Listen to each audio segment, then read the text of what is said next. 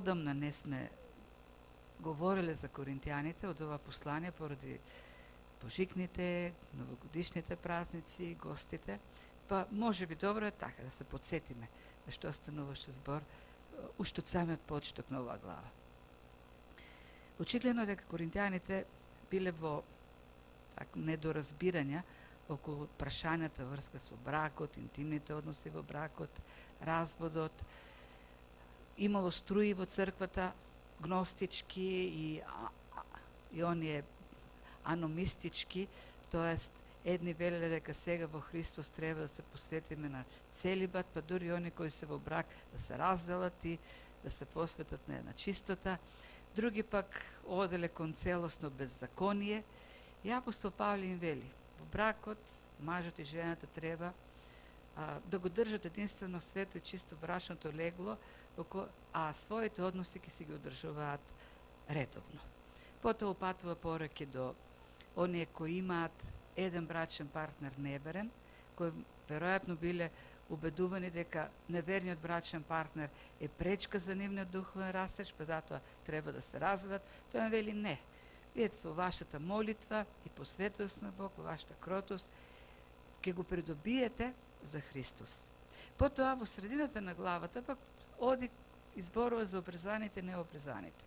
Они кои биле обрезани и поверувале, им вели останете си такви. Тоест, веројатно, од црквата се јавило крило кој почна да гледа малку со презир кон оние кои се обрезале, а тоа е нешто непотребно во Христос. Вие евреите се образувале, гледате дека во Христос нема потреба од такви работи. Оние пак кои не биле образувани и поверувале, паганите, биле обвинувани од јудејското крило кој ги терало да се образуваат.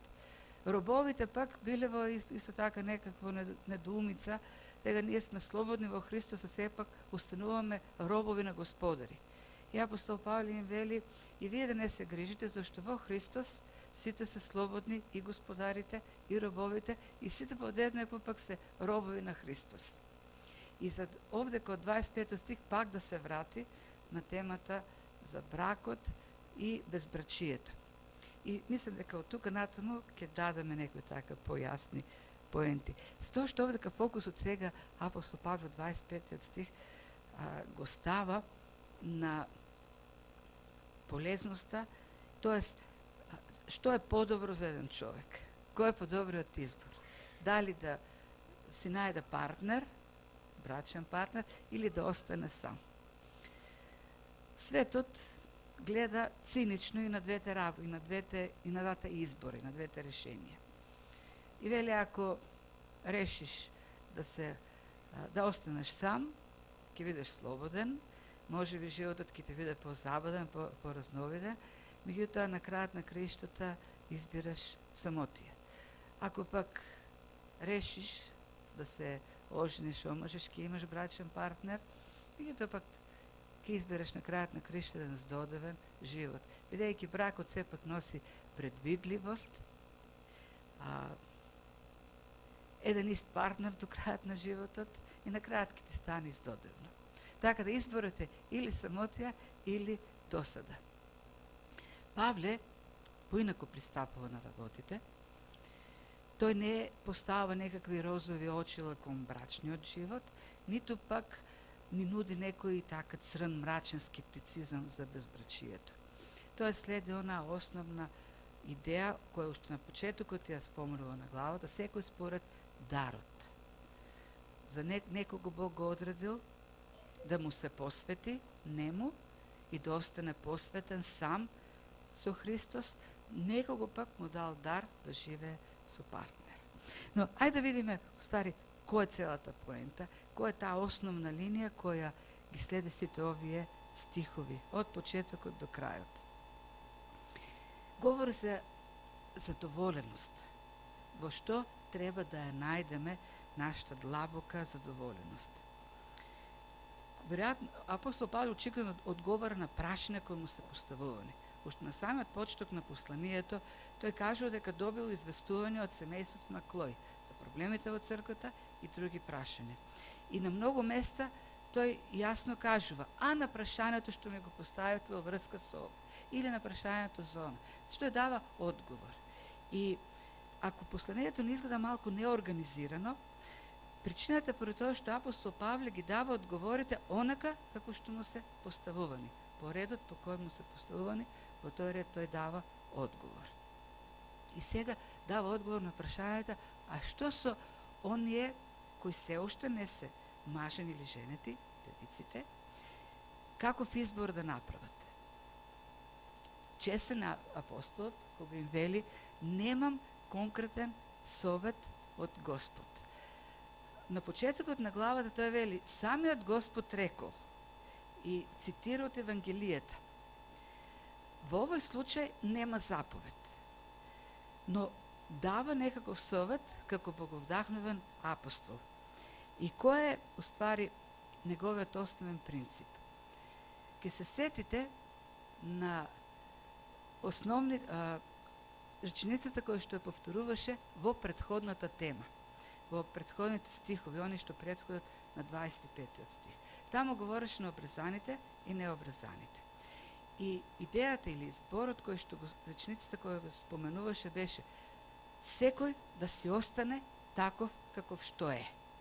Ако си обрезан, остани си обрезан и не ги криј трагите од обрезанието. Ако не си обрезан, остани си таков каков што си и не се срами за тоа што не си обрезан. Не се ништо помалку од обрезаните. Вие што сте робови, не грижете се за тоа. И овдека, 27 стих, сврзан ли си со жена, не барај развод. Разврзан ли си од жена, не барај жена. Тоест, има еден исти стил на пишување од целата глава, има една иста логика на мислата и една иста идеја, тоест еден исти принцип. Самите зборови и речениците во вокабуларот е истиот. Например, во 20 стих вели, секој да си остане во звањето за кој е повикан. Во 26 стих, добро е за човекот да остане таков, да си остане. Што е поентата во всушност?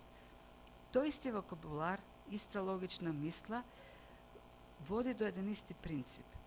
Биди задоволен од тоа што си. Тоест, твојата задоволеност треба да биде единствено во Христос. На обрезаните и необрезаните им рече, ниту обрезанието има сила, ниту пак необрезанието има сила. Единствено Христос кој е се во се. Со други зборови, твојот идентитет, твојата задоволеност, твојата вредност, твојата смисла, ти нема да ја најдеш во обрезанието, во социјалниот статус, во етничката припадност, во брачната состојба. Твојата вистинска задоволеност, твојата вистинска вредност, твојот вистински идентитет е во Христос. И ако ти не си задоволен во Христос, тогаш нема да бидеш задоволен, независно од твојата брачна состојба, независно од дали си сам или со партнер, независно од тоа дали си господар или роб. Ако си слободен во Христос, ти ќе бидеш слободен и како роб. Ако си роб на гревот, ќе бидеш роб и како господар. Твојата вистинска задоволеност, длабоката задоволеност, треба да ја најдеш во Христос. Зошто и едната, и другата состојба, и бракот, и безбрачието може да биде добро за оној кој е задоволен во Христос. Затоа и вели, сврзан ли си со жена, не барај развод. Разврзан ли си од жена, не барај жена. Но ако се ожениш, нема да сгрешиш, и девицата ако се омажи, нема да сгреши. Тоа е гледната точка. Ако Бог некому му дал дар да биде сам и посветен на Христос, и тој во Христос се нашол, како и нашол својата вредност, тој ќе биде задоволен. Ако некому Бог му дал дар да живее со партнер, брачен партнер, во Христос тој ќе биде задоволен во таа состојба. Тоест, Христос е доволен за секој да биде задоволен. Христос е доволен. А другото потоа го правиме во Христос, за Христова слава. ако ние не сме задоволени во Христос, колку и брака да смениме, пак нема да бидеме задоволни. И тоа го прават луѓето. Ке се омажи, ке се ожени, не е задоволен и на крајот ке реши дека причината е брачниот партнер. Или пак подобро е да биде така сам. И ќе остане сам и потоа ќе разбира дека не може сам, па со друг, со трет, и на крајот гледаме дека незадоволеноста е во него. И таа доаѓа поради неисполнетоста во Христос. Тој истиот принцип што им го кажува на обрезаните, необрезаните, на оние што се во брак, на оние што се без брак, на оние што се господари и на оние што се робови. Најважна е задоволеноста во Христос. Оттаму доаѓа нашиот вистински идентитет. А во сето тоа пак, тој вклучува неколку зборчња како верноста, чистотата. Најважно во сето тоа е да се зачува чистотата на христијанскиот живот. Во 36 стих вели, ако некој мисли дека е срамно девицата негова да му остане така во напредната возраст, тој нека прави како сака. Нема да покрижи, таквите нека се мажат. И сега, овие стихчиња 36 и 37, ако гледате различни преводи, ќе видите малку терминолошки разлики кои се многу суштински уствари. Веќе во следниот стих дава малку појаснување и вели, ако е тврд во срцето и нема потреба, а има власт над својата волја, па реши во срцето своје да ја зачува својата девица, тој добро прави.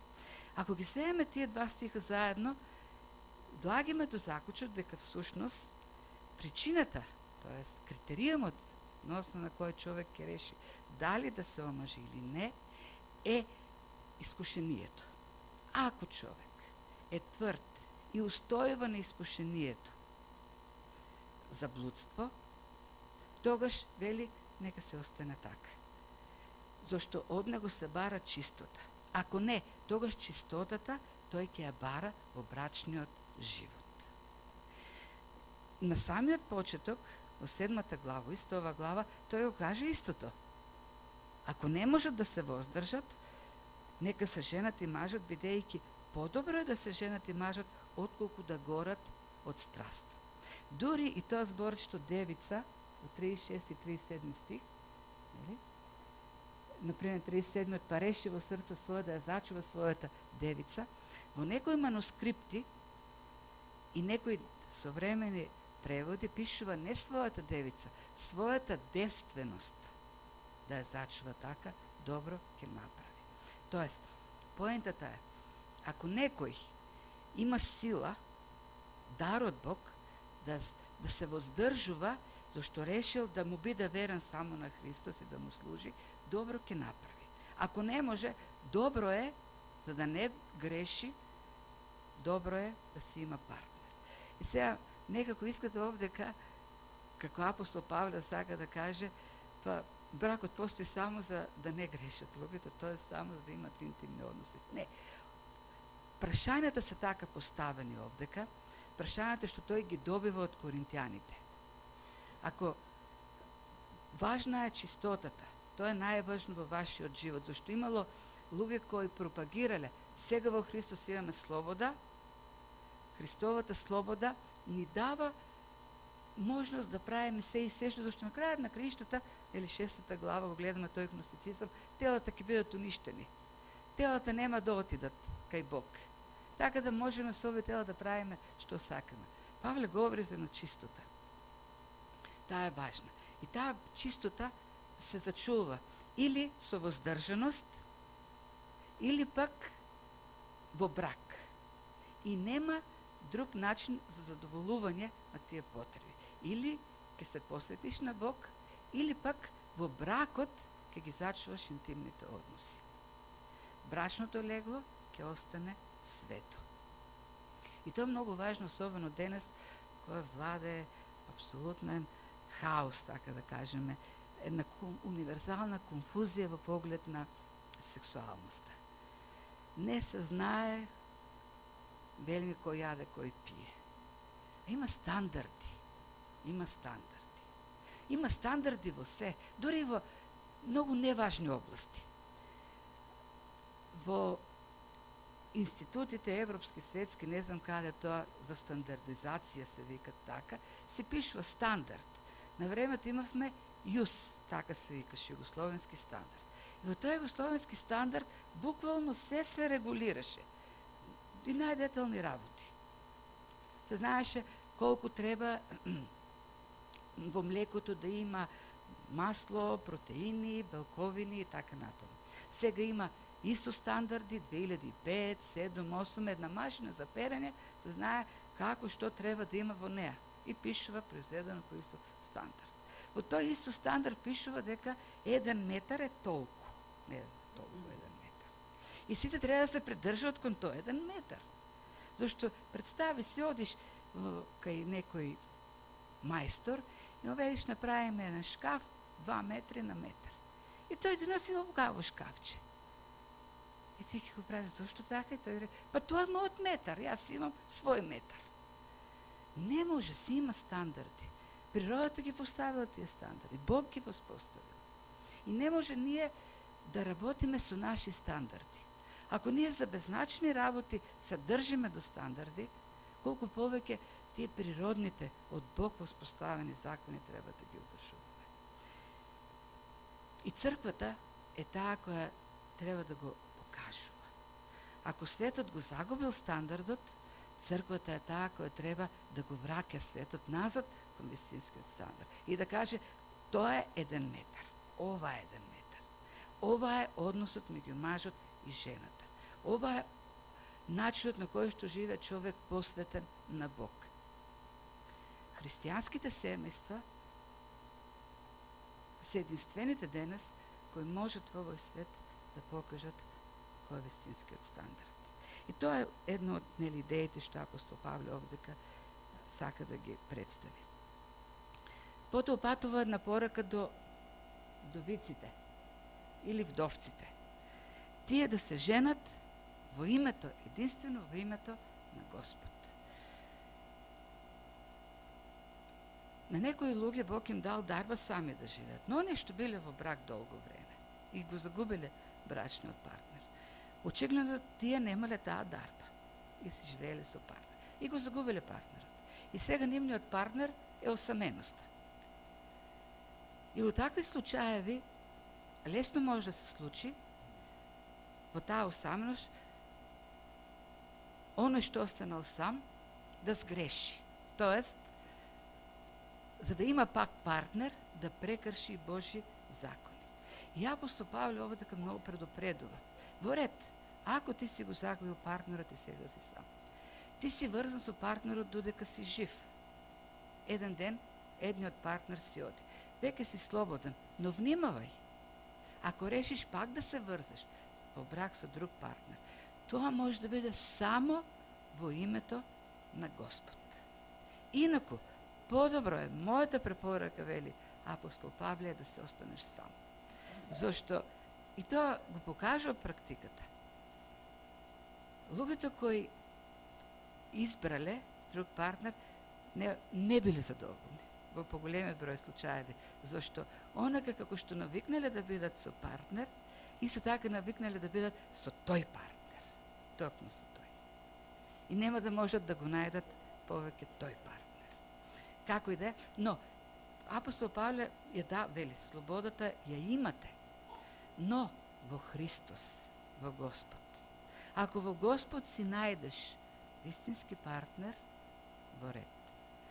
Но мојата препорака вели да се посветиш сега на Господ и да се останеш со Него. Значи, тоа е глобалната слика што апостол Павле ја дава. Секој да биде задоволен со животниот дел што Бог му го дава, со повикот што Бог му го дава.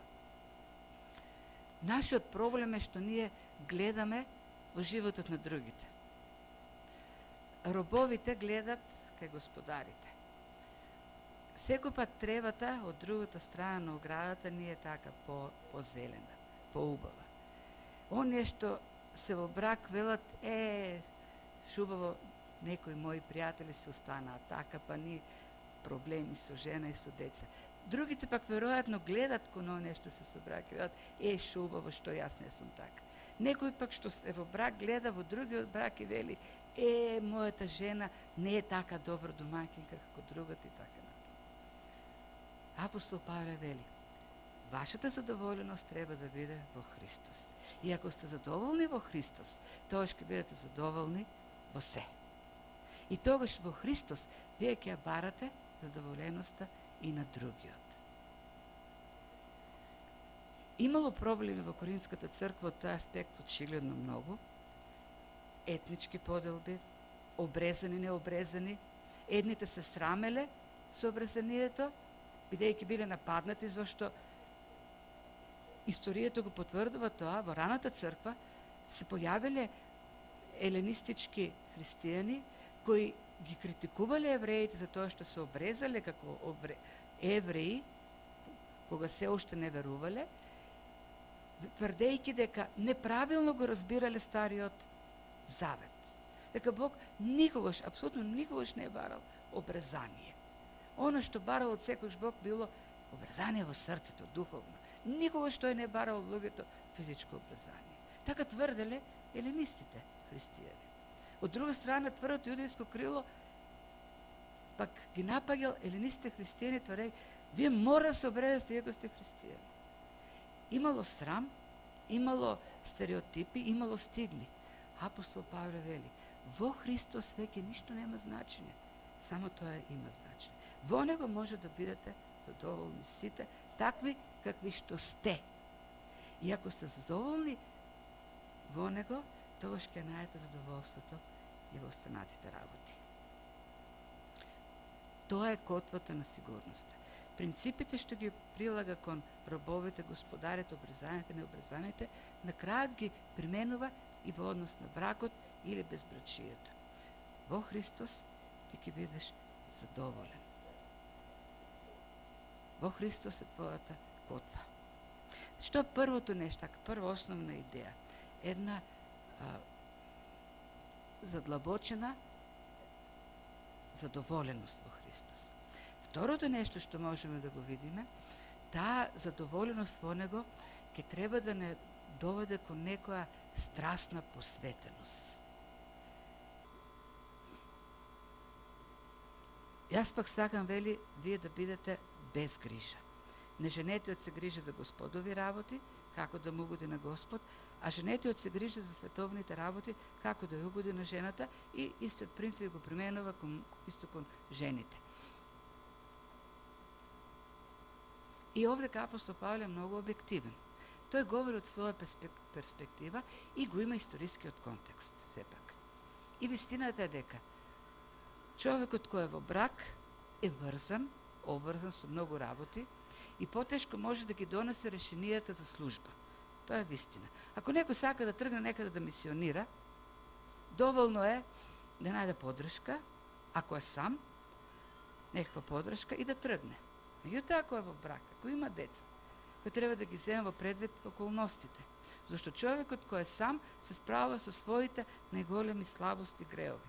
Но човек кој е во заедница се справува и со најголемите слабости и греови и на партнер. И добри страни и остана така.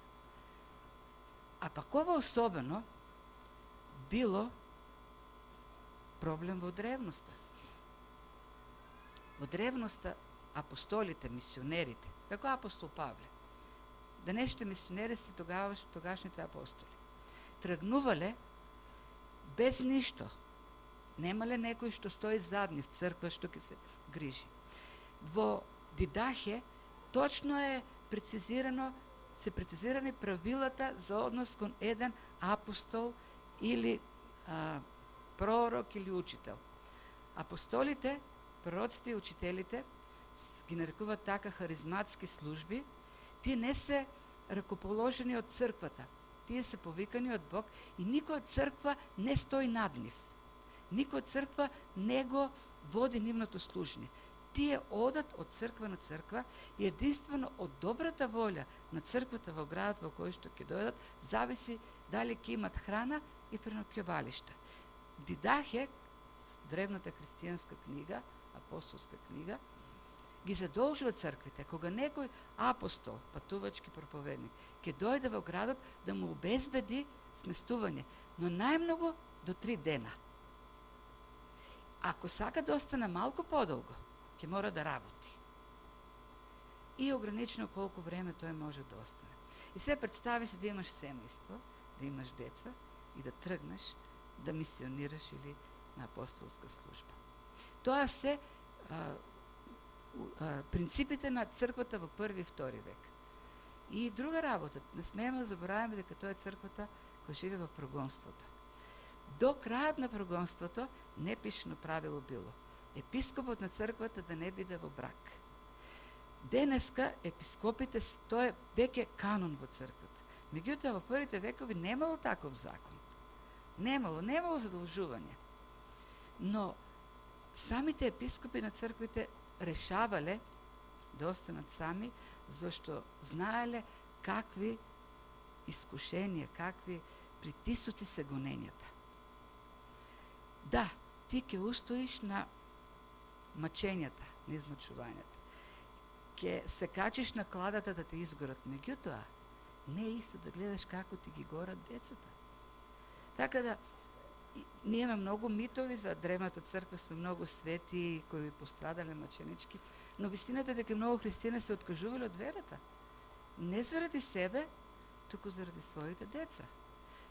Меѓу другото, првиот црковен раскол кој се случува во 3 век во Картагена и во Рим, каде што учествуваат Кипријан, Новат, Новацијан, е токму по прашањето што со оние кои се откажале од верата, завршило гонењето на Септим и Север и тие пак се вратили сега од црквата. И тука црквата се разделува по тоа прашање и сега првиот црковен раскол. Но она што го каже овде апостол Павле е сепак брачниот живот, како што овде го кажува во 35 стих, јас ово го зборувам за ваша корист, не да ви поставам стапица, туку примерно и непречено да бидете приврзани за Господ. Збор што непречено, така интересно, апериспастос, значи нерасеано, без резерви, не обезпокојуван, не вознемируван од ништо. Ако сакате вие да имате служба, ако сте се посветили и сакате безрезервно, без расејување да му служите, тоа ќе се посветите само на Господ Исус Христос. И тој го дава тоа како препорака за оние кои не се во брак. Кој е основната поента всушност на сето тоа? Мојата препорака е тие што намислиле да склучат брак, да склучат брак. Тоа е. Овде пак го имаме контекстот од кој пишува апостол Павле и една многу поголема идеја уствари. За секој, зашто во продолжение тој ќе пишува и за оние што се во брак и вели, а вие што имате жена како да немате жена? Вие што имате маж како да немате маж? Која е идејата уствари на сето тоа? Која е поентата? Има една радикална представа за животот, која е вистинска и е реална. Ние во животот имаме, и ова е напишено на младите луѓе, и младите луѓе денес имат цели, имат копнежи. Едно од нив е потрагата по брачен партнер, да си го најдам мојот брачен партнер. Тоа е приоритет за нив. Приоритет е добра работа, приоритет е кариера. Меѓутоа, во сиот тој страст кон сите тие работи, копнеж. Кај е копнежот за Христос? Тоест, дали копнежот да му служиме, копнежот по служба е помал или може да имаме поголем копнеж за служба отколку копнежот по некои романтични односи? Нели велиме дека Христос е најважен? Нели велиме дека Христос дава задоволство повеќе од се? Ако е така, тогаш и ако направиме список од нашите копнежи, кај е копнежот, кај стои копнежот по Христос? На кое место? Велиме, дали би дале се за Христос, тоест, дали би си го дале животот за Христос? И ако го поставиме тоа прашање, тогаш, зошто Павле да не може да постави прашање на коринтијаните, а добро, за Христос би останал сам цел живот. За тоа станува збор. Што би направиле за него? Не мислам дека тој е сирот кога вели сите сега треба да ги оставите вашите девици и да останете така. Прашањето е, спремен ли си да дадеш се за Христос, ако тој е навистина најважен во животот? Или на нашиот список дури многу понезначни работи стојат повисоко од посветеноста на Христос. И на крајот, во средината, токму во средината на тој текст од 25 стих до крајот, дава објаснување зошто се е толку логично таквото радикално барање од негова страна. Зошто времето е кратко. Ово ви го велам, браќа, зашто времето натаму е кратко, тоа оние што имаат жена да бидат како да ја немаат. И кои плачат како да не плачат. Кои се радуваат како да не се радуваат. Кои купуваат како да немаат ништо. Кои се ползуваат од овој свет како да не се ползуваат. Зашто ликот на овој свет е милив. Кој е поентата на апостол Павле? Копнешот за партнер е поголем. Страста со која бараме партнер е посилна од страста за Бог. Но реалноста е дека се во овој свет е минливо. Мисли дека бракот е вечен? Не. Имаме овдека ние браки и сестри кои веќе го загубиле партнерот. И не е тајна ако ви кажам дека сите ние ќе го загубиме својот партнер еден ден. Порано или подоцна. Освен ако двајцата наеднаш не се отидат кај Христос. И тоа е вистината. Се е минливо во овој свет. Миливи се и парите, миливи се богатствата, се е минливо. Затоа, копнешот кон Христос треба да биде повеќе од се. Добро, а во Христос понатаму ние ќе бидеме и добри сопрузи, и добри сопруги. Ќе имаме и добар брак. Парите. Тој ги спомнува и парите. Тој ги спомнува радостите, плачевите во овој свет. Нештото што ги купуваме, материјалните работи. Се минливо. Ова година јас со Краси правиме 25 години брак. Павле вели, а од тука натаму времето е кратко. За нас од тука натаму е навистина кратко времето. И прашањето е како ќе го поминеме.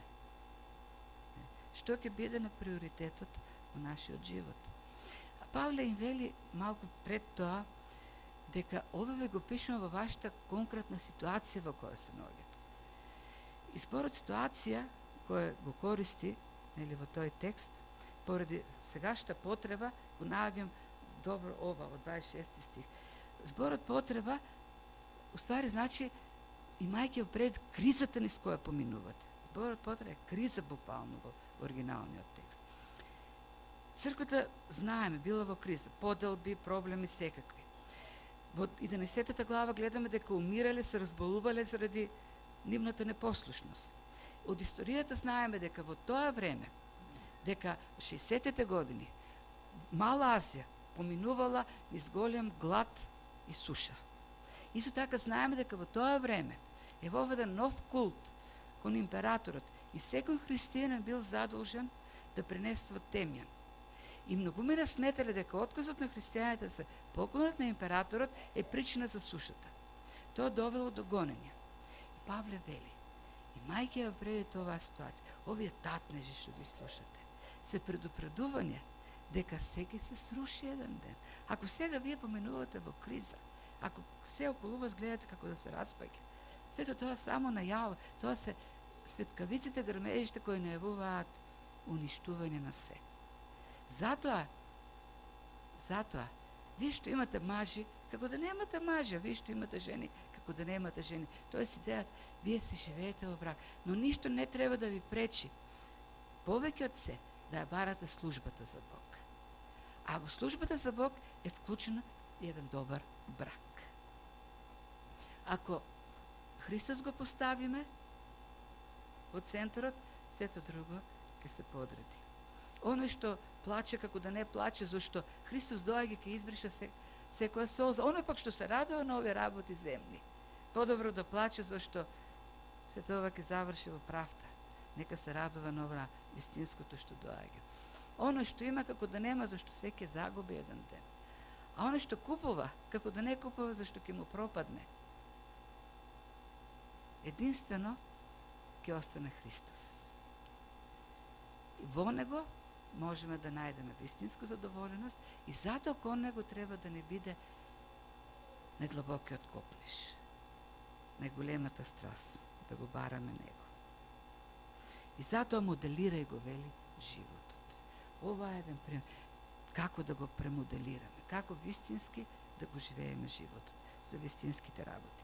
И мајки го во предвид скорешното Христово доаѓање.